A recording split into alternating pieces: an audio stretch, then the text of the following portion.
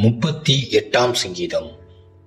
நினைவு கூறுதலுக்காக தாவீது பாடின லியாஸ்கர் என்னும் சங்கீதம். கர்த்தாவே, உம்முடைய கோபத்தில் என்னை கடிந்து கொள்ளாதேயும், உம்முடைய உக்கிரத்தில் என்னை தண்டியாதேயும். உம்முடைய அம்புகள் எனக்குள்ளே தைத்திருக்கிறது, உமது கை என்னை இருத்துகிறது. உமது கோபத்தினால் என் மாம்சத்தில் ஆரோக்கியமில்லை, என் பாவத்தினால் என் எலும்புகளில் சௌக்கியமில்லை. என் அக்கிரமங்கள் என் தலைக்கு மேலாக பெருகிற்று, அவைகள் பாரச் சுமையைப் போல என்னால் தாங்கக்கூடாத பாரமாயிற்று. என் மதிகேட்டு நிமித்தம் என் புண்கள் அழுகி நாற்றம் எடுத்தது. நான் வேதனைப்பட்டு ஒடுங்கினேன், நாள் முழுதும் துக்கப்பட்டு திரிகிறேன். என் குடல்கள் எரிபந்தமாய் எரிகிறது, என் மாம்சத்தில் ஆரோக்கியமில்லை.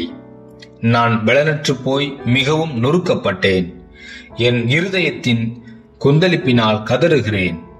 ஆண்டவரே, என் ஏக்கங்கள் எல்லாம் உமக்கு முன்பாக இருக்கிறது, என் தவிப்பு உமக்கு மறைவாய் இருக்கவில்லை. என் உள்ளம் குழம்பி அலைகிறது, என் பலன் என்னை விட்டு விலகி என் கண்களின் ஒளி முதலாய் இல்லாமற் போயிற்று. என் சிநேகிதரும் என் தோழரும் என் வாதையை கண்டு விலகுகிறார்கள், என் இனத்தாரும் தூரத்திலே நிற்கிறார்கள். என் பிராணனை வாங்க தேடுகிறவர்கள் எனக்கு கண்ணிகளை வைக்கிறார்கள். எனக்கு பொல்லாங்கு தேடுகிறவர்கள் கேடானவைகளை பேசி நாள் முழுதும் வஞ்சனைகளை யோசிக்கிறார்கள். நானோ செவிடனைப் போல கேளாதவனாகவும் ஊமையனைப் போல வாய் திறவாதவனாகவும் இருக்கிறேன். காது கேளாதவனும் தன் வாயில் மறு உத்தரவுகள் இல்லாதவனுமாயிருக்கிற மனுஷனைப் போலானேன். கர்த்தாவே, உமக்கு காத்திருக்கிறேன். என் தேவனாகிய ஆண்டவரே, நீர் மறு உத்தரவு கொடுப்பீர். அவர்கள் என் நிமித்தம் சந்தோஷப்படாதபடிக்கு இப்படி சொன்னேன். என் கால் தவறும் போது என்மேல் பெருமை பாராட்டுவார்களே. நான் தடுமாறி விழ ஏதுவாயிருக்கிறேன். என் துக்கம் எப்பொழுதும் என் முன்பாக இருக்கிறது.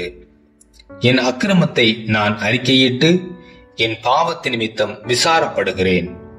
என் சத்துருக்கள் வாழ்ந்து பலத்திருக்கிறார்கள், முகாந்திரமில்லாமல் என்னை பகைக்கிறவர்கள் பெருகி இருக்கிறார்கள். நான் நன்மையை பின்பற்றுகிறபடியால் நன்மைக்கு தீமை செய்கிறவர்கள் என்னை விரோதிக்கிறார்கள். கர்த்தாவே, என்னை கைவிடாதேயும், என் தேவனே, எனக்கு தூரமாகாதேயும். என் இரட்சிப்பாகிய ஆண்டவரே, எனக்கு சகாயம் செய்ய தீவிரியும்.